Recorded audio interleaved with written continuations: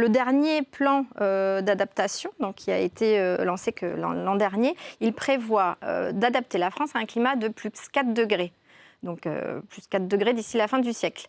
Ceux d'avant, les plans d'avant, c'était plus 2 degrés. Donc on multiplie par 2. Donc toutes les normes, toute la réglementation, tout le bâti, en fait, construit jusqu'à présent, table sur un réchauffement de plus 2 degrés en France. Alors que là, on passe maintenant à plus 4. Donc en fait, il faut tout revoir. Même les bâtiments récents sont déjà, pour le mois de juin, inhabitables. Mais donc on a perdu du temps et de l'argent en finalement calquant la politique publique sur le sujet, sur des estimations qui étaient trop ambitieuses, trop optimistes. Peut-être qu'on a cru qu'on allait pouvoir respecter l'accord de Paris qui était de... Est-ce qu'on y a vraiment cru ? On n'y a pas cru, mais on a voulu y croire. Donc voilà, on a peut-être tablé. Encore une fois, l'adaptation, c'est pas des... surtout il y a 10 ans, c'était pas des conséquences immédiates qu'on allait voir. C'est des choses sur le temps long. Alors, est-ce qu'on a envie d'investir des milliards dans quelque chose dont on ne verra peut-être jamais ? On a bien vu que c'était compliqué, en tout cas, de lever de l'argent sur le sujet. Voilà, c'est pour ça. Donc oui, aujourd'hui, les normes actuelles ne sont pas adaptées au climat d'aujourd'hui et de demain. Donc il va falloir tout revoir. Thierry Brosse, une réaction ? Oui, l'accord de Paris, c'était de la com'. Tout le monde savait à cette époque-là qu'on n'allait pas faire 1,5 ou 2 degrés. Et donc, on s'est dit, on va faire 1,5 pour histoire faire de l'esbrouf, si je peux m'exprimer ainsi. Mais on savait depuis ce moment-là qu'il fallait s'adapter. Donc, 2, 3 ou 4 degrés, c'était à peu près ce que tous les modèles disaient. Alors moi, je pense que j'ai une différence. Je pense qu'il y a des plans qui sont des plans d'État. Et puis, il y a aussi laisser aux Français la possibilité de s'adapter. Parce qu'il y a aussi ça. Il y a aussi, dans les habitations individuelles, la capacité des Français de décider comment ils peuvent faire, comment eux peuvent s'adapter. Par exemple à la climatisation ? Je pense par exemple à la climatisation et je pense qu'on doit aussi laisser l'intelligence collective décider. C'est-à-dire Est-ce que tout le monde a les moyens de s'offrir une clim ? Alors, 2 choses. D'abord, vous savez qu'on pousse pour l'électrification des usages. Donc, on pousse pour les pompes à chaleur. Oui. Une climatisation, c'est juste une pompe à chaleur réversible. Hein. Donc, si vous avez les moyens de vous mettre une pompe à chaleur, vous devez la mettre réversible. Mais je vais vous donner 2 problématiques, puisque vous parliez de réglementation. La première, elle est fiscale. On a une administration très pourvue en fonctionnaires et surtout très bon. Et donc, ce qu'ils ont décidé, c'est de mettre des critères sur ces éléments-là. Donc la clim réversible, elle est taxée à 20% de TVA et la clim non réversible à 5,5%. Donc évidemment, vous avez des fonctionnaires ou de l'État qui est en train de faire de la sélection. Et puis le deuxième point de l'administration, c'est les architectes des monuments de France. Donc effectivement, à un moment, si on doit s'adapter dans un climat qui change, il faut essayer d'imaginer des bâtiments qui ne soient pas les bâtiments haussmanniens. Et donc, tant qu'on ne fera pas ça, tant qu'on ne laissera pas un peu de liberté aux Français, eh bien le système n'avancera pas très rapidement parce que l'État, comme vous dites, ne peut pas avancer très vite parce que je vous rappelle en plus qu'il est très endetté. Et deuxièmement, ceux qui pourraient avancer, les Français, eux, on les freine. Emma Ferrand, on va parler justement de ces Français, de ces familles parisiennes, franciliennes, dans les écoles, dans les villes. On a vu vraiment le système D se mettre en place, des solutions de fortune, des ventilateurs, des brumisateurs maison. On a vu ces jeunes femmes ingénieuses accrocher des bouteilles d'eau à l'envers, en petits pois congelés, avec le ventilateur qui souffle. Le génie français, dans toute sa splendeur.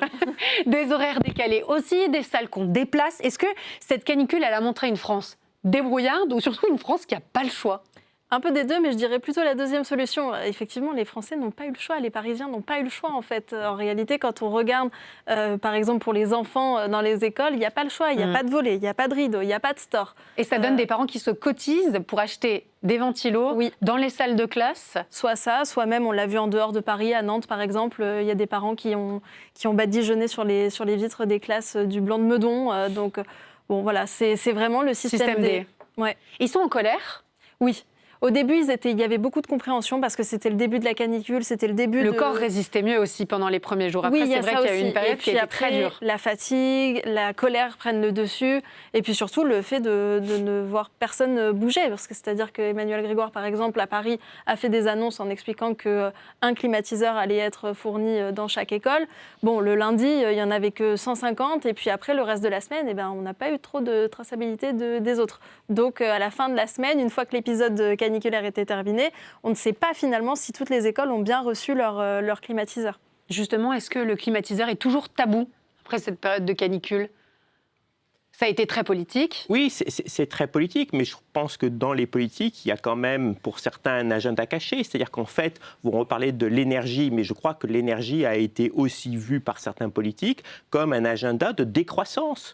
Et donc, effectivement, on a essayé de limiter la production d'énergie pour en limiter la consommation. Je ne vais pas vous citer par charité chrétienne les hommes et les femmes politiques qui disent toujours un mégawattheure non consommé est le meilleur mégawattheure au monde. Eh bien non, le mégawattheure qui aurait été consommé dans une école pour la climatiser la semaine dernière aurait été bien consommé. Donc voilà, donc je crois qu'il y a aussi cet élément-là. Et donc vous avez quand même dans les politiques beaucoup qui se cachent vers et qui en fait essayent de pousser pour la décroissance économique et énergétique. Est-ce qu'il y a encore un doute sur le fait qu'on ait besoin de cette climatisation à l'hôpital? Dans votre papier, vous révélez que la santé est le secteur le plus en retard sur le sujet de l'adaptation climatique. C'est peut-être là aussi où on en a le plus besoin, où l'urgence est la plus visible. On l'a vu avec ces décès à l'hôpital.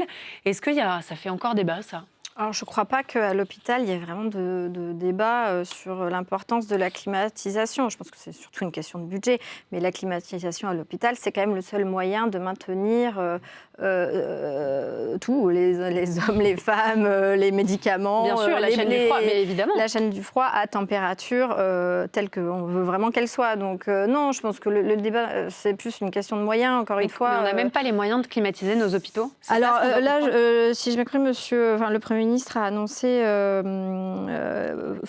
avoir validé l'octroi de 30 000 climatiseurs dans les hôpitaux de France. Bon, c'est déjà ça, il aura fallu attendre une semaine. Et, alors je ne sais pas, j'imagine assez rapidement, puisque ça a été validé en amont de tout le reste.